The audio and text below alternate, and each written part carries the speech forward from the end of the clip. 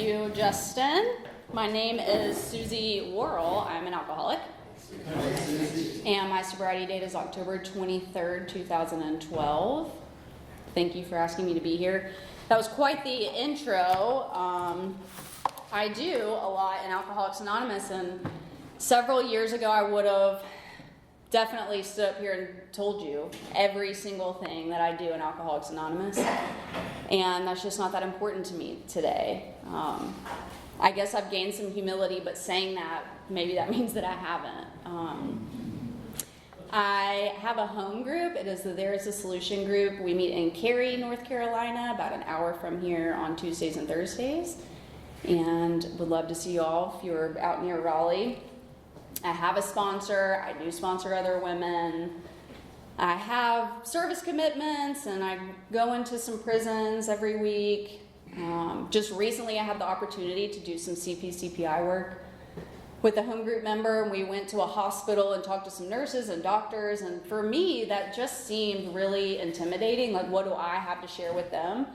Because I'm just a backwoods white trash redneck from East Tennessee who got sober 12 years ago, and it was really cool to have the opportunity just to share what Alcoholics Anonymous is and what it is not with a group of staff at a hospital.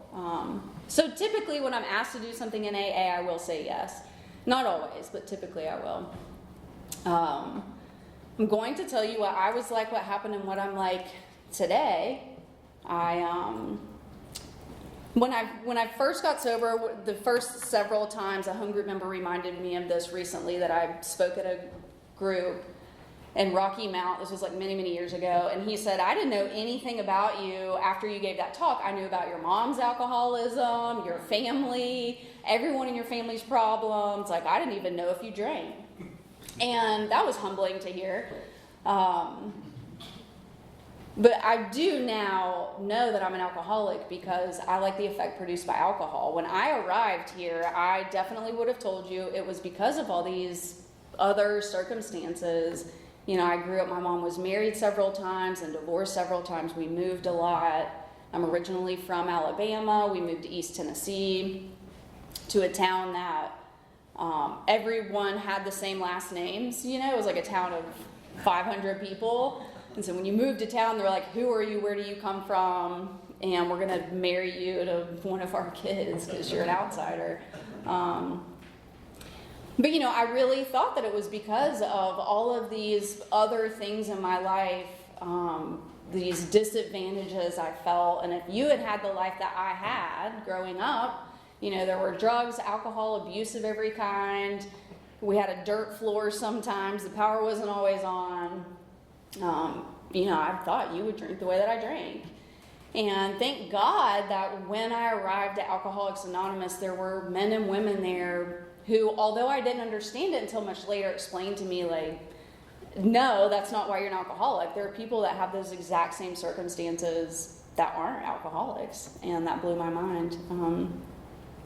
So moved around a lot. I'm one of 3 kids. My parents had 3 kids and immediately got divorced. And, you know, I knew what it looked like growing up to have a relationship with God, not from my parents, but from both sides of my grandparents. And they were very opposing faiths.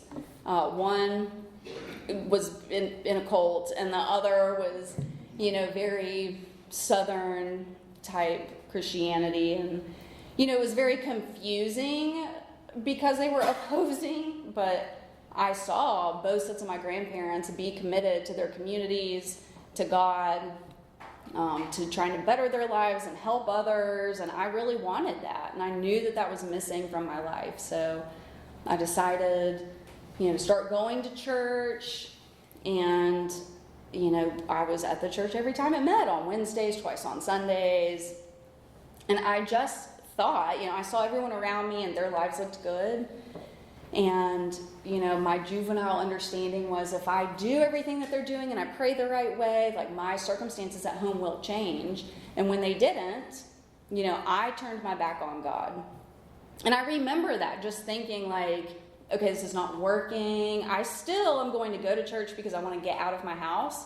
But we're 2 poor white trash in a trailer, and maybe it's just not going to work out. Like, it's probably my parents' fault. Really, that's what I was thinking. Just always blaming someone else. It's probably my parents' fault.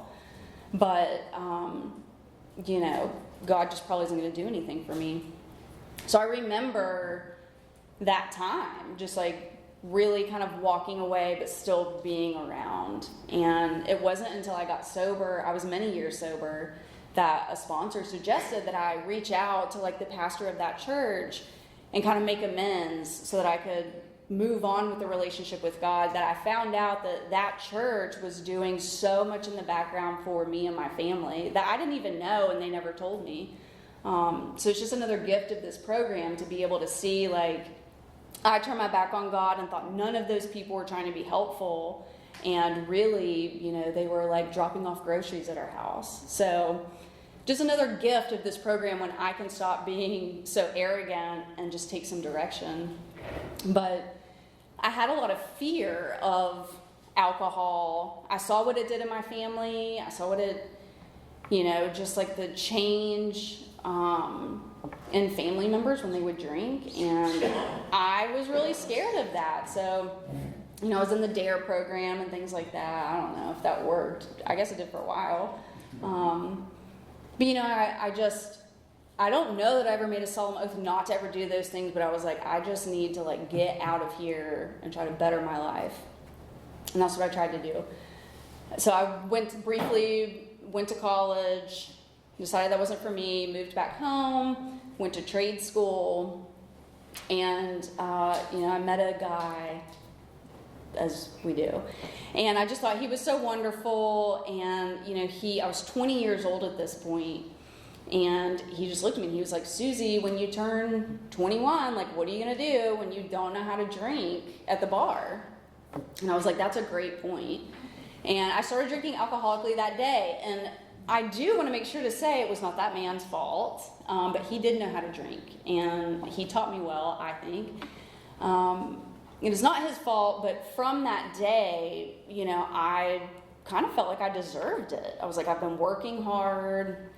By this point, you know, I'd had really strained family relationships. I'd moved out of my mom's house when I was in high school, somehow still graduated, cut her off, changed my phone number one day, didn't give it to her, didn't care, and started drinking. So the way that I started drinking that day was in a barn, and that's just kind of what you do. And I was drinking moonshine. And if you have not ever drank moonshine, it'll get you drunk like really fast. And I loved that. You know, I learned that keep it down the first time. That's ideal. If you don't, just like keep trying. I didn't have to drink very much to get blackout drunk, and that's what I wanted to do that day forward. Is I wanted to black out. I wanted to get out of my head. I wanted to get out of my heart. I didn't want to think of anything that I had done, that I hadn't done, that had been done to me. I just like wanted to check out.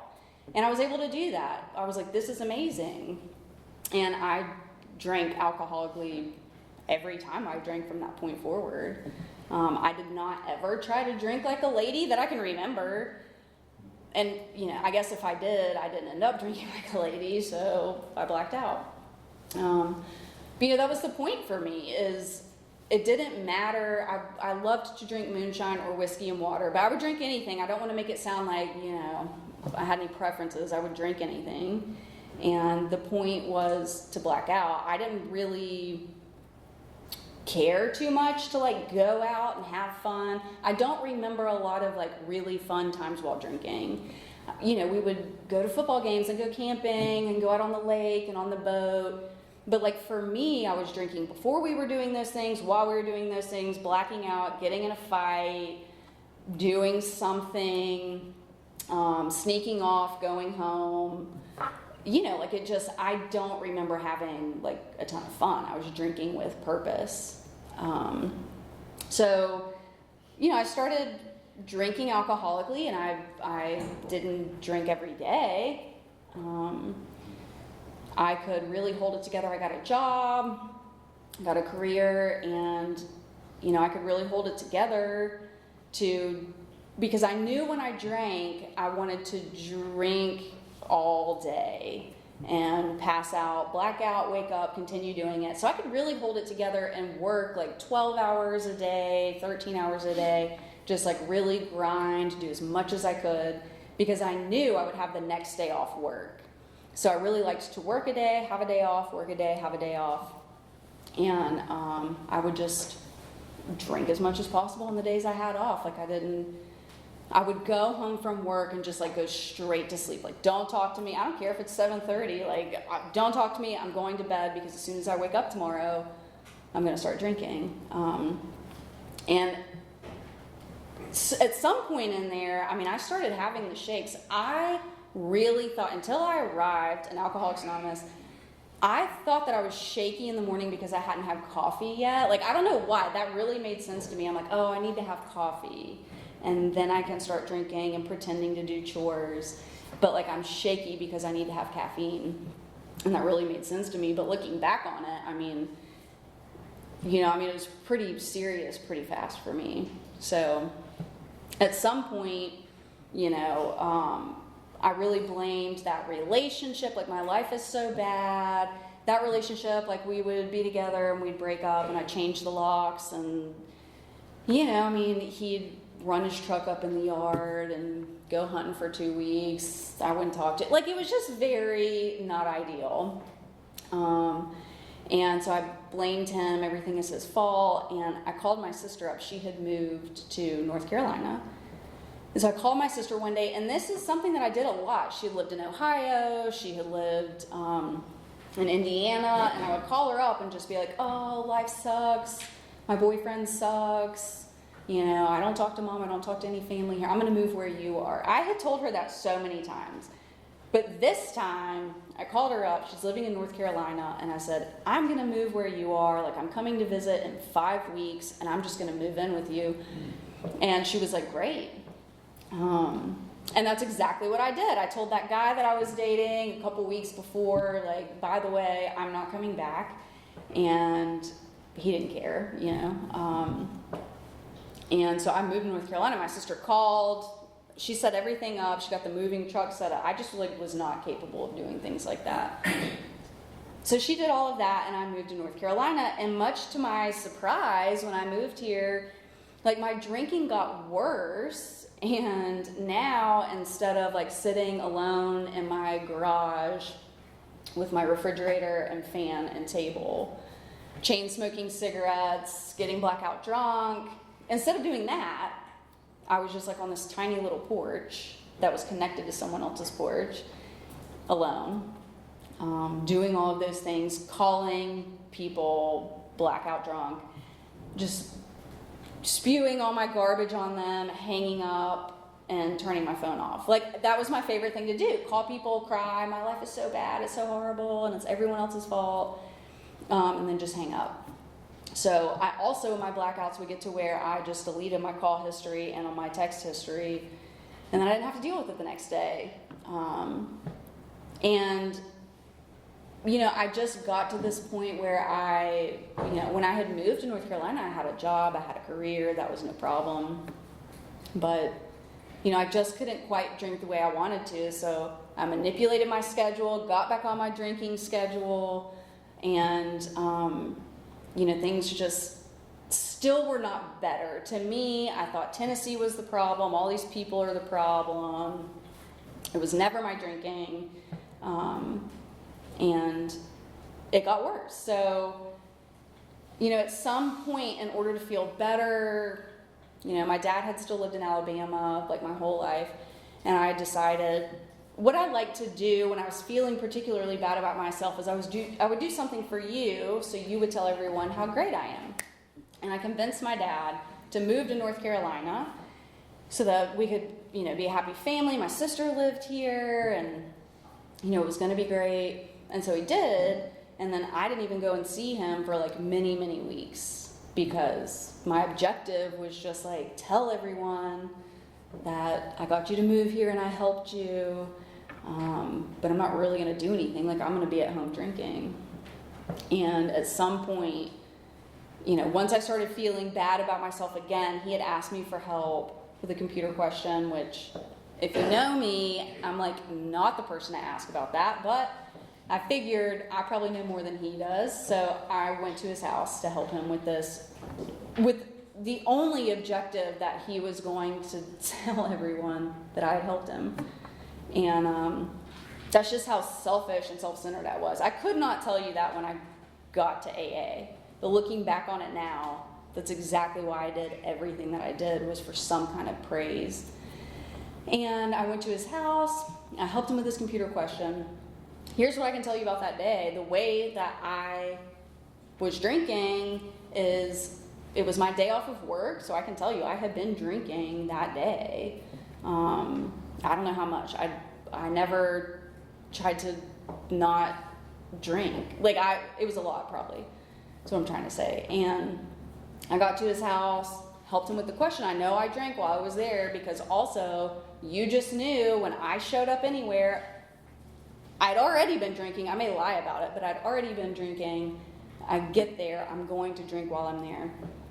And then I left. So I got almost home. I did not get home. And I hit two people who were walking in their neighborhood. And what I can tell you about that is I could not drink enough. I'd been drinking for almost 5 years at this point, and I could not drink enough to check out anymore. I didn't ever do drugs or anything like that. I was just a drinker, and it just stopped working for me. So I called the police. Like, I won't say I immediately sobered up, but like I knew exactly what was going on. And I called the police, and the police came out. And, you know, they took me to jail, and I'd never been in trouble before. They took me to jail. I'd only lived in North Carolina for maybe like 6 months. I didn't know where I was, what was going on. And when they took me in front of the magistrate judge later that night, you know, he just looked at me and he said, I hope that you had a good time, because the man that you hit is probably going to die, and the woman is not doing well. And I'm going to make sure that you go away for a long time. And he just motioned me away. Like, he did not want me in his presence. And I just knew that feeling, because I felt that way about myself for so long. You know, I wasn't ever suicidal or anything like that, but I just hated myself. I didn't want to look at myself in the mirror. You know, I was just at this point in my life where I knew exactly the feeling.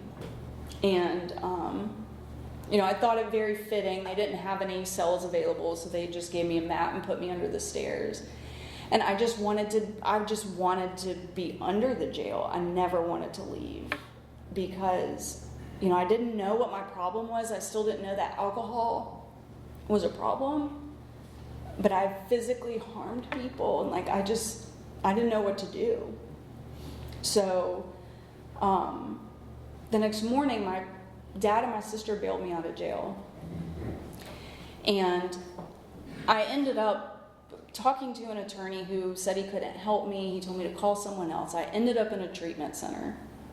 And, you know, it was this sweet old man who did, you know, this alcohol assessment. And it was the first time that I had really been completely honest about how much I was drinking.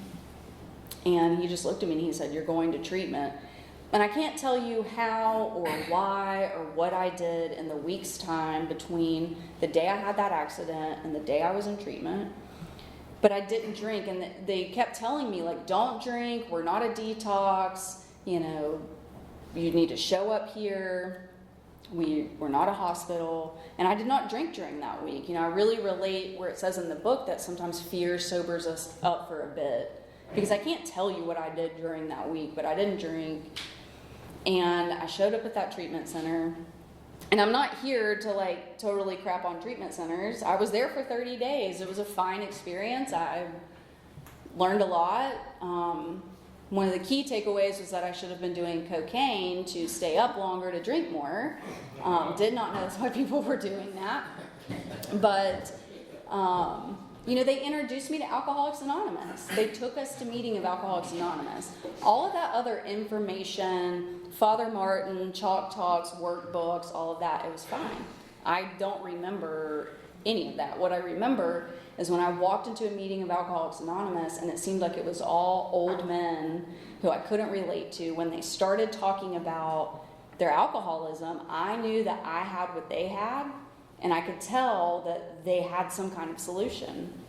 I don't know if they changed it to a newcomer meeting or if they were talking about traditions. Like, it did not matter to me.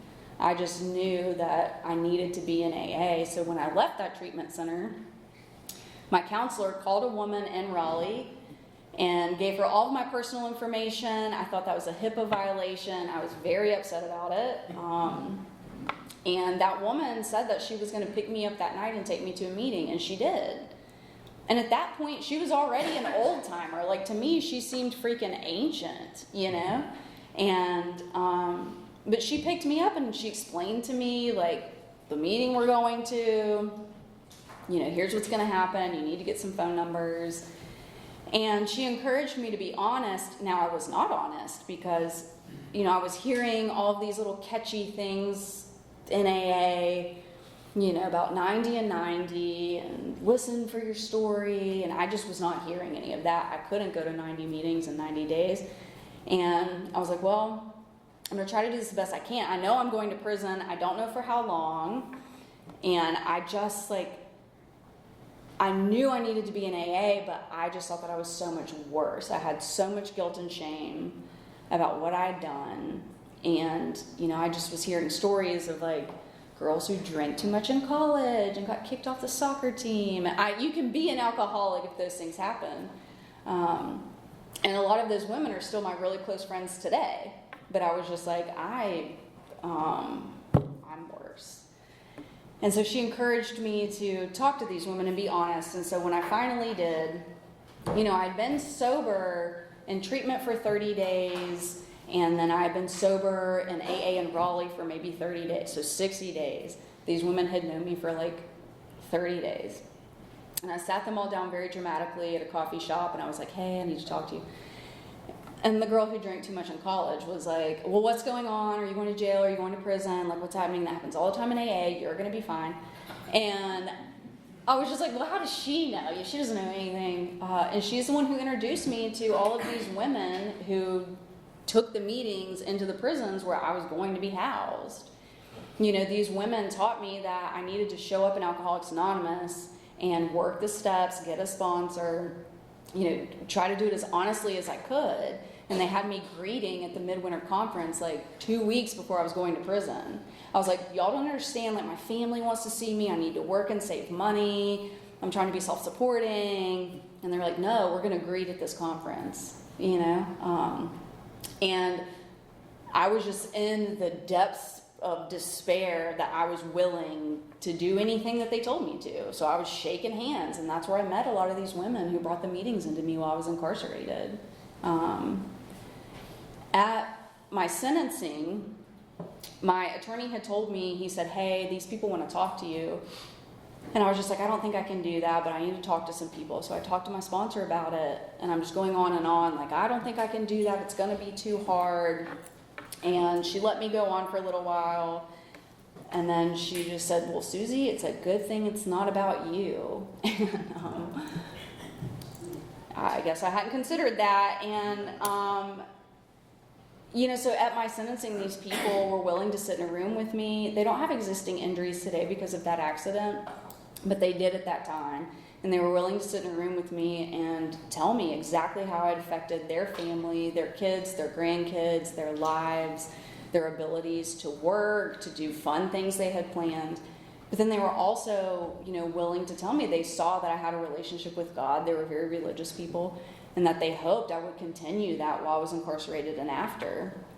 And I still don't know that I've ever really known true forgiveness like that. They meant what they were saying, and I believed them when they said they prayed for me daily. They were just very genuine people. And I think about that often, when I still today am making amends, I'm just like, who am I to like try to hold these grudges or just be angry at people over these little things? I was shown true forgiveness very early on in my sobriety. So I did go to prison, and I don't recommend it. You don't have to go to prison to get sober, but that's what happened to me. And I personally do not believe that God needed to sit me down and separate me from society. And if you believe that, if you've been incarcerated, that's totally fine. I believe there were consequences to my actions, and that I'm able to help other people today due to those consequences. And I don't do anything differently today than I did in that year that I was incarcerated. I worked all 12 steps while I was incarcerated. I didn't think I was going to have to do that. I'd read ahead a little bit in the book. I was on the 4th step when I went to prison. My sponsor made me start over. I was very angry about that. But every step of the way when I would say, well, yeah, I've written the list, but like, I can't share it with anyone here. I can't do fist up with any women here. You understand, this is a maximum security prison. People will use it against me. And I'm really glad that there were strong members of Alcoholics Anonymous who had relationships with God to tell me that was total BS. And if I wanted to stay sober, I would help others, and I would also do parts of my fifth step with whoever I could. And sometimes that looked like, a lot of women came to visit me from my home group while I was incarcerated, so I would do parts with them during visitation. And then a lot of it looked like the women that I was taking through the step. If I was on a 3rd or 4th step, I was reading the book with other women. Up until that point, I didn't feel qualified. I didn't feel like I knew enough. I didn't understand half of what I was reading. But I was told if it tells you to do something, do that. And I did that as honestly as I could.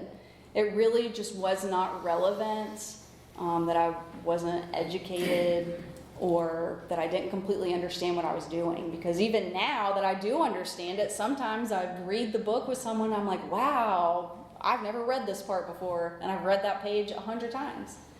So I'm glad that there were women around me who encouraged me to do the best that I could as honestly as I could, and to be willing to help others, because that helped me form a relationship with God, and that is what got and kept me sober.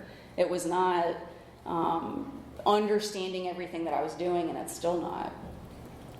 I learned a lot. I don't want to make it out like I was just this perfect AA member or this perfect model inmate. They're called offenders now, but I was an inmate, and there were times where I got into some arguments and did some things that I shouldn't have, but I had tools and skills to be able to clean that up, and it seemed really embarrassing at times to have to make amends to people that you shower with and use the bathroom with, and it seemed silly to me, but I was willing to do it. I had to make amends to the loan shark one time because I unplugged her CPAP, and she was horrible. But we ended up, she came to the meeting a few times with me, and through that, people around me saw that I was trying to do something different. There were many times while I was incarcerated, working through all the steps, I was making amends and trying to help others, doing the best I could to live this spiritual life. I was praying every morning and every night. And, I got a job in the kitchen, which no one wants.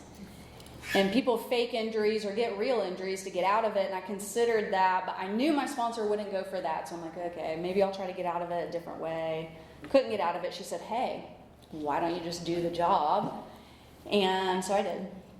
But there did come a time where there was a girl who had been incarcerated a long time, who was younger than me. I advanced in my career in the kitchen very quickly, and I think I was making 40 cents a day once I got to the front of the line, which was a huge improvement. And I got to the position where I was giving the cookie or the cake, the sugar, sugar is a drug on the tray. And this girl, she said, hey, you're going to give me double or triple. That's how this works. You're going to do that. And I remember just having this conversation with my sponsor, like, hey, these spiritual principles, I love it so much. But I just like can't exactly follow them all the time. And you can't understand because you're not incarcerated. You're not a hard up criminal like I am. But sometimes we just have to break the rules. And she was like, hey, just do the job. The day did come when that girl said, hey, today's the day I'm going to meet you after work. And I had told my sponsor previous to this, like, if anything happens in this situation, it's your fault. I want you to know that. But what I had learned through reading the book and through reading it with other women, I mean, I was a group project. I had many women from my home group that helped me. What I learned was that I needed to go to God and say a prayer, so I did that. And then I needed to continue to try to help someone, so I was trying to be helpful to my peers. And what ended up happening, that girl was waiting for me. She didn't just not show up, but many women in the kitchen were like, hey, she's here, but we're going to walk you down to the dorm because we see you're trying to do something different. Like, you've got your little blue book everywhere, and you're like kneeling at your bed. Like, you're not going to come back here. You're trying to do something different. And, you know, I just didn't know or realize that anyone saw any of that or cared. I mean, people talked a lot of crap to me about it. So I just thought that people thought it was stupid, not that they thought I was actually trying to do something different. And that just, I mean, you always hear people say, like, oh, people are watching you and do the right thing. And, you know, but to me, that was just a really good example of like, oh, people do really see what you're doing and who you're trying to help. They weren't just like so nice and wonderful to me after that, but people did see I was trying to do something different. So I did like a mini prison tour, and I was at several facilities, and eventually, you know, I got released, and I was on parole and probation and post-release. I got out early and worked my time down and all of that kind of stuff.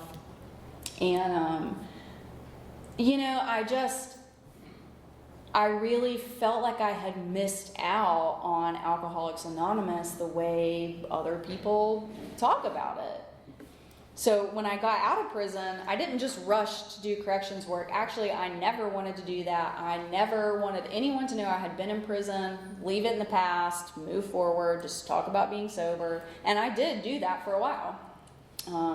Just like that home group member told me the first time he heard me speak in Rocky Mount, he was like, I didn't even know any of that. I didn't know you'd been to prison. I did not talk about it. And there was a time where I remember going to my sponsor and I was just like, hey, you know, I still just like don't hear my story and I just can't relate. She said, Susie, there's like, you know, a whole committee. It's a corrections committee. And there are plenty of people that have that experience. You don't share it, which is why you don't know anyone else. And she was like, that's very arrogant. You're not willing to help other women who may need help with that.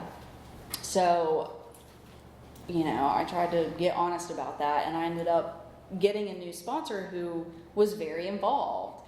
And I just had all these preconceived notions about what I could and could not do. And I think a lot of that was just based in fear, because I didn't want to have to do much. And I was more comfortable saying, well, I'm a felon forever, so there's certain things I can't do. I probably can't go back into any of the facilities because that's where I was housed. And that's not true. So they had me fill out the paperwork, and eventually I ended up like back in the prison taking an AA meeting in where I'd been housed. And I did not like that. I didn't want to do it. But it has been the most rewarding experience. And through that, you know, I've met so many women who either I was incarcerated with, or there have been a couple of women this year that have gotten out that have stayed sober, which that has never happened in the 10 years I've been taking meetings back in. But 2 women have gotten out, and, you know, I've been able to take them to meetings and form relationships with them, and they've stayed sober so far, and they haven't gone back. And, you know, I stayed really active during the pandemic and kept in contact with staff at the prisons. And my real claim to fame right now is that a home group member named Cary W. He was trying to get back into one of the men's facilities, and he couldn't. And because I'd been going into two of these women's facilities, you know, the men's facility reached out to me and not him. So if you know him, just be sure to let him know that you know that I got that meeting started back up. But that's really just due to the fact that every time that I show up to this facility, no matter how rude or mean or tacky they are to me, I just have a smile on my face and say, you know, thank you so much. I'll be back next Monday to see if we can have this meeting. And then I get in my car and call other people, like, you're never going to believe it, they didn't let us in again. But I never have to act that way with the staff because I don't want it to reflect that Alcoholics Anonymous thinks that they should just come into this prison whenever they want. And because of that, I formed relationships with a lot of these staff members who don't understand AA. Some of them think they may need it, but they don't want to come. Some of them have my personal number, you know, and that's not anything that I wanted. I didn't want any responsibility. I never wanted to go into another facility. And this is not to say that, like, I hold the key to all the meetings, you know. I've been able to pass this work off to other people and have them be the contact person for other facilities. But it's just incredible to me that I could be nice and polite to correctional staff. I still have a problem with authority. I still do. Please believe that. But that I can show up and I don't act that way when I'm showing up as a member of Alcoholics Anonymous. So I go into 3 facilities a week right now, and it's incredible. I was told by the state of North Carolina that my license was permanently revoked, and I took that as never getting a license again. So I got really comfortable getting rides everywhere. I never had trouble getting rides to AA meetings, you know, but this was pre-Uber. So I got comfortable with my taxi guy, and he would take me everywhere I needed to go. And you know, when the DMV said, oh, you can have a hearing, and I went to that first hearing, it was very expensive. They told me I owed a lot of money to a lot of different places. And, you know, I was like, well, this just isn't fair. I don't want to have to go through this. I'm very comfortable with Tony, my taxi guy. And, you know, the women around me were just like, hey, next year, when you're able to do this again, just do it again. Like, the action is up to you. The results are not up to you. So I did it the next year, and they told me I owed a lot of other places more money. And I'm like, why didn't you just tell me that last year when I was here? And I just felt very defeated. And I think after the 3rd time, I was like, I'm not doing this anymore. It's a money grab. I'm tired of it. It's because I'm a felon, and they see all this stuff, and like they said it's permanently revoked. I'm tired of people in AA telling me that, you know, anything's possible, blah, blah, blah. And when the next year rolled around, you know, I went again, and I mean, it was just very bizarre because they just like printed out a license and they're like, okay, that's $40, have a nice day. And I walked home, like I didn't even call Tony. I walked home from the DMV because I was so stunned. I'm like, this couldn't have happened. How did this happen? And once again, I don't think that it's because I'm special or I'm blessed or I'm better or I have a better relationship with God or I'm working the steps the correct way. I just think that I continued to take actions despite what I wanted to do, and I ended up with a driver's license. I don't know if that will happen. If there's someone in this room that has a permanently revoked license, I don't know if that'll happen for you. But I stayed the course and just did what was asked of me for a long time, and eventually I did in fact get a driver's license again. And with that, you know, I've been able to give back, give women rides. I drove a real beater for many years because I was so broke, because I owed so much money to so many places. But like, I loved it, and no one cared. You know, people were just happy to be going to an AA meeting. They did not care what car I drove. So that was really good, kind of full circle moment for me too. I made amends with my mother when I was probably about 5 years sober, and I had not talked to her, I don't know, since I was like, maybe, I don't know, I had some brief contact with her when I was maybe 20 or 21, but I'd written her off at 15 or 16, something like that. And, I just hadn't talked to her, and in talking with my sponsor about it, it was always, how am I going to tell her that I'm sober, that I went to prison, that I'm an alcoholic? Everything was about me. And so I talked about it for a few years with my sponsor before I was really willing to pick up the phone and call her. But I did know this may be the only moment where I really had an inspiration from God. I knew exactly in that moment, it was a Tuesday, that I needed to pick up the phone and call her. And I said a prayer, and I picked up the phone, and I called her. And, that all happened within 2 minutes. I'm not saying I do that every time. This is the only time this has really happened. But, she answered the phone, and she just couldn't believe that her daughter was calling her.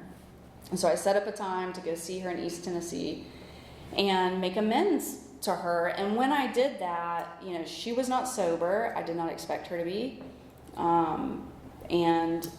It was really hard to see her and to hear everything I'd ever done wrong to her. But while I was there, I know that this didn't come from me. I know this came from God, because she just looked so beautiful. And it wasn't in that moment that she was my mother. She was just a child of God. And I know that that wasn't me, because I blamed her for everything in my life, my entire life, up until that moment. And I wish I could tell you that we have a great relationship today, but we don't. We have a relationship. I call her every Tuesday, usually before 8 a.m. And sometimes she's, she doesn't answer. Sometimes she's blackout drunk. Sometimes it's a good conversation. But if she calls me every other day of the week, I do not answer the phone. And at this point, I do not listen to the voicemails, which that's been new in the last couple of years. I just delete them. I'm able to have a relationship with her today and let her know what's going on in my life. I'm able to go see her. But Alcoholics Anonymous has taught me that I don't have to kneel before her, that I don't have to listen to everything that I've ever done to her wrong since I was 15 every time I talk to her. And I don't tell her those things, but people in Alcoholics Anonymous and Alcoholics Anonymous has taught me to have a relationship with her and love her for who she is, without having to give up who I am. And so that's been huge for me. I have very strained family relationships. Being the sober one in the family, I've never tried to get anyone in my family sober. I've never suggested it. I've never said anything about anything anyone else is doing, but I will go to bed at 10 p.m. if we're all together. And I'm the outcast now. It's just bizarre. So I have very strained relationships in my family, but I'm able to be in my family, and I'm able to still send the Christmas card every year and not be resentful about it, just be a part of my family how I can, which also is not me. I know that does not come from me. My relationship with God over the years, I went back to that childhood faith, and specifically while I was incarcerated and afterward. But what I love that I have learned here is, I see where religious people are right today, and I can go to any kind of service that I want to, or not, or I can go be in nature, or, I'm not bound to this one thing. And when I was growing up, I just felt like I had to walk away from God. And today, I can still get resentful. I can still wish that things had happened or things were different. The holidays, I do not spend the holidays with my family. And so sometimes I can just get to that point where it's just like, I wish things were different. I wish I got sober and everything was amazing. But it's not. And so I'm able to just pivot, and still pray every morning and still pray every evening and still have a connection to a higher power. And it may not look the same as it did yesterday, but I don't have to completely turn my back on God.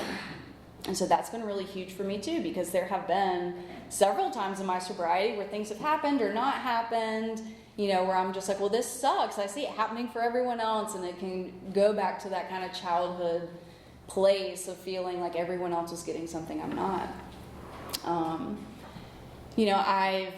I've done a lot of other service in Alcoholics Anonymous. I think I'm a real member of AA because I have been kicked off of one committee, and but part of it may have been my mouth, but the other part I was right, I think. But anyway, I've done a lot, and I'm always willing to do more. I think the most important service that I've learned in the last several years is working one-on-one with other alcoholics, and that does not always mean that I sponsor that. I mean, I've taken women through the steps in a day, in a weekend, and then they go back on their merry way to their sponsor or whatever, and that's totally fine. I just operate from this place of trying to be helpful to anyone, anywhere, and if that means just taking someone through the steps and not being their sponsor, then I do that. If that means going to a treatment center, I do that. A lot of times recently, I work in a client-based business, and I always thought that anonymity meant that I didn't tell anyone that I was in AA. I just said, oh, I have a church thing, and I've been dialing it back, making my AA life very simple, back to how it was when I first got sober in that first year in prison. And over time, I realized that people in my community need to know that I'm sober and that I'm a sober member of Alcoholics Anonymous. I'm a recovered alcoholic.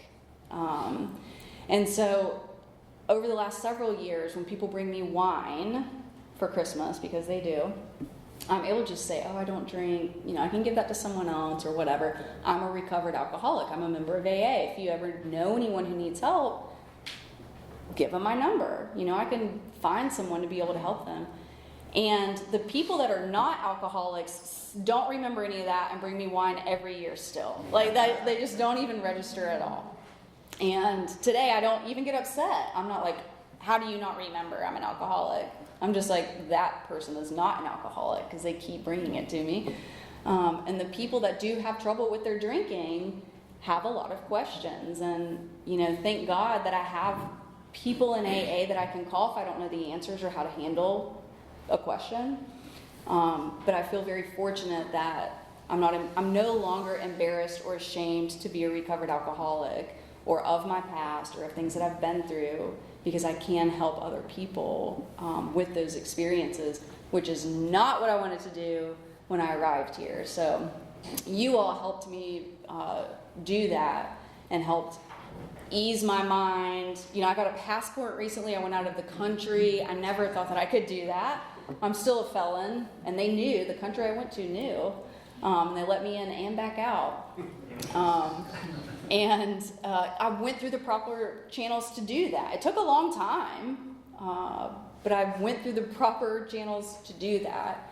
And, it's amazing what can happen if I just stay the course and take the actions and not worry too much about what the results are going to be. So thank you for letting me share.